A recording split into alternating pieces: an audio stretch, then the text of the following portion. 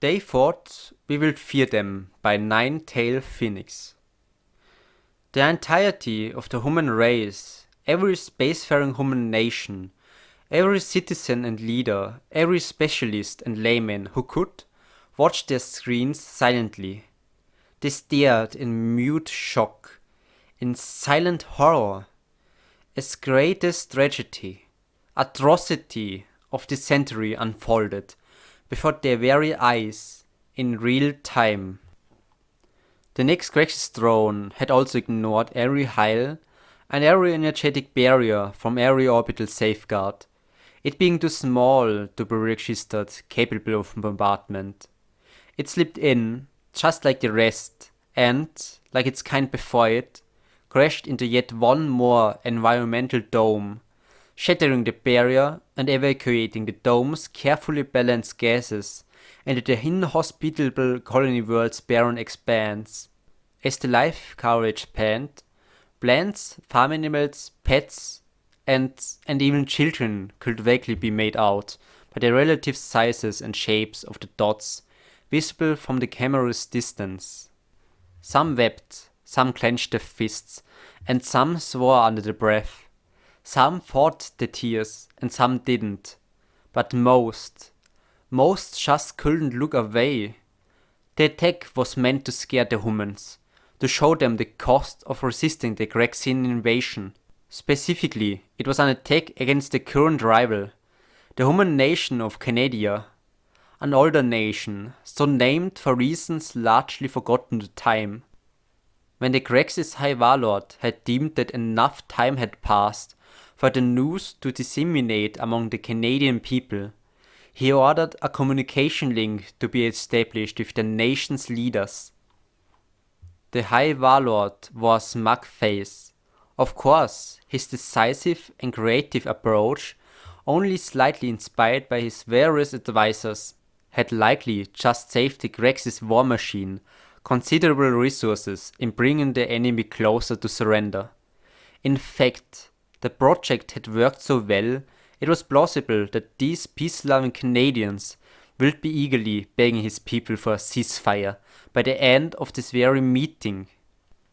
When the comlink had been accepted, the High Warlord of Grexis stood tall and dusted himself off. He wore only a subtle smile, not wanting to appear too eager or humiliate his enemy too greatly, as that might affect what he stood to gain. Still, he needed to show some confidence, so that his foe could see the power he wielded and the strength with which he commanded it. When the Canadian president and his chosen heads of state finally came on screen, the High Warlord's smile slowly shifted into one of mild confusion. These humans didn't show the common signs of fear or anxiety that are so prevalent in the various spacefaring races of the known galaxy. No, instead they seemed sullen, meditative. They each had their heads lowered slightly, but the gazes firmly forward-facing. The effect was mildly disconcerting to the Grexis on the command deck, as it seemed to cast unusually dark shadows over their eyes. Still, it was probably just some strange behavior these beings did to hide from danger on the home world. The High Warlords will not be moved by empathy at a time like this. The human enunciated with great patience, as if to be sure that every word translated easily. Oh, most dishonorable and arrogant warlord of the Grexis people. A strange way to prostrate oneself, but the High Warlord could respect their appeal to his more fearful qualities, even if the appeal itself seemed like it could be an insult under our circumstances. The nation of Canadia, and indeed the entirety of the human race, have borne witness to the depths of your cruelty, a cruelty that is plainly indicative as to the depths of your very soul. As you stand here exuberantly proud of your achievement. The High Warlord began to narrow his gaze at the human leader on screen. It seemed to be insulting him. Perhaps he had not yet done enough for these humans to truly fear him. He made a mental note to target a more densely populated planet on his next attempt. The humans narrowed the gaze yet further, an achievement in itself, considering how narrow it was already been, and stared at the High Warlord with an intensity the Highborn being had never experienced before. In times past, we have tried to make amends with your people, to put off the possibility of needless bloodshed and to facilitate some kind of understanding between our people and their respective rights to live. The High Warlord chuckled at that, as he looked to his subordinates for approval as to the perceived humor of the statement. You humor me, human. Yes, we all remember your many attempts at peace and charity, as you called it. It's simply the case now that my people have come to feel that we deserve a little more from you. You know, for all the wars we could have had, but generously chose to abstain from. His smile widened as he finished his sentence. The human, however, didn't change their expression in the slightest. We see now the error of our ways. If it is more that you desire of us, then rest assured that you shall have it. Certainly, more are we now prepared to give you. For every man and woman, for every citizen whose life you took, you shall indeed receive more. For every child and a dog that saw not their rapidly approaching fate, more shall we give unto you. And for every sin you have committed, in pursuit of your lust for power and wealth, for every moral fault that brought you to create this tragedy by your own hand, oh, how much more we can offer. My people, in our charitable love of peace and mutualism, have become only too eager to give, and your very worlds shall soon overflow with our gifts to you.